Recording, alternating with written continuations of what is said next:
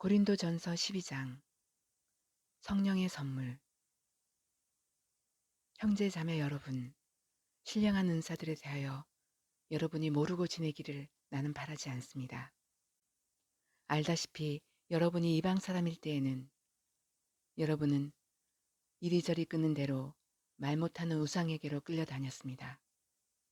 그러므로 나는 여러분에게 알려드립니다. 하나님의 영으로 말하는 사람은 아무도 예수는 저주를 받아라 하고 말할 수 없고, 또 성령을 힘입지 않고서는 아무도 예수는 주님이시다 하고 말할 수 없습니다. 은사는 여러 가지지만 그것을 주시는 분은 같은 성령이십니다.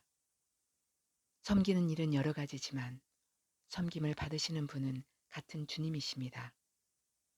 일의 성과는 여러 가지지만 모든 사람에게서 모든 일을 하시는 분은 같은 하나님이십니다. 각 사람에게 성령을 나타내 주시는 것은 공동이익을 위한 것입니다.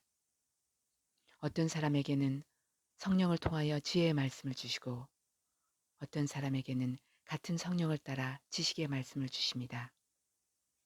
어떤 사람에게는 같은 성령으로 믿음을 주시고 어떤 사람에게는 같은 성령으로 병 고치는 은사를 주십니다. 어떤 사람에게는 기적을 행하는 능력을 주시고 어떤 사람에게는 예언하는 은사를 주시고 어떤 사람에게는 영을 분별하는 은사를 주십니다. 어떤 사람에게는 여러 가지 방언을 말하는 은사를 주시고 어떤 사람에게는 그 방언을 통역하는 은사를 주십니다. 이 모든 일은 한 분이신 같은 성령이 하시며 그는 원하시는 대로 각 사람에게 은사를 나누어 주십니다. 하나의 몸과 많은 지체들.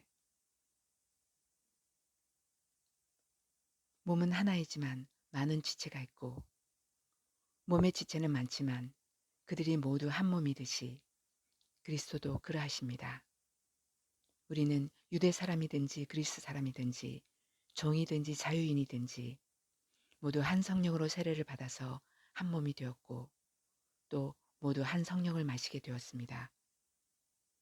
몸은 하나의 지체로 되어 있는 것이 아니라 여러 지체로 되어 있습니다.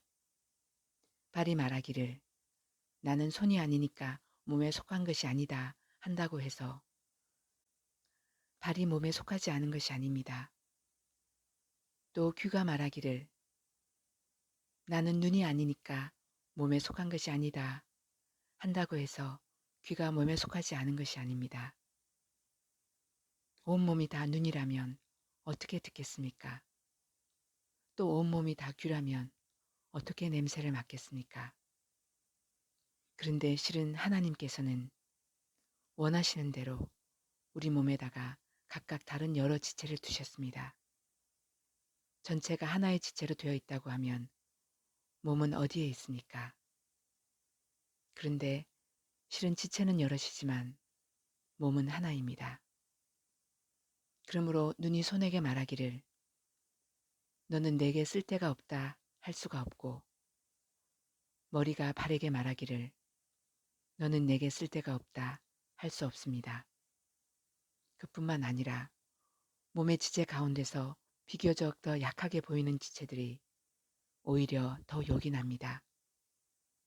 그리고 우리가 덜 명예스러운 것으로 여기는 지체들에게 더욱 풍성한 명예를 덧입히고 볼품없는 지체들을 더욱더 아름답게 꾸며줍니다. 그러나 아름다운 지체들은 그럴 필요가 없습니다. 하나님께서는 몸을 골고루 짜 맞추셔서 모자라는 지체에게 더 풍성한 명예를 주셨습니다. 그래서 몸에 분열이 생기지 않게 하시고 지체들이 서로 같이 걱정하게 하셨습니다. 한 지체가 고통을 당하면 모든 지체가 함께 고통을 당합니다. 한 지체가 영광을 받으면 모든 지체가 기뻐합니다. 여러분은 그리스도의 몸이요 따로따로는 지체들입니다. 하나님께서 교회 안에 몇몇 일꾼을 세우셨습니다. 그들은 첫째는 사도요, 둘째는 예언자요, 셋째는 교사요, 다음은 기적을 행하는 사람이요. 다음은 병 고치는 은사를 받은 사람이요.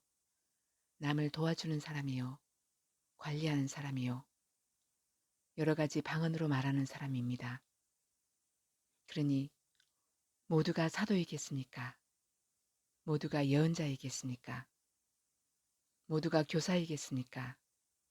모두가 기적을 행하는 사람이겠습니까? 모두가 병 고치는 은사를 받은 사람이겠습니까? 모두가 방언으로 말하는 사람이겠습니까? 모두가 통역하는 사람이겠습니까? 그러나 여러분은 더 큰 은사를 열심히 구하십시오. 사랑. 이제 내가 가장 좋은 길을 여러분에게 보여드리겠습니다.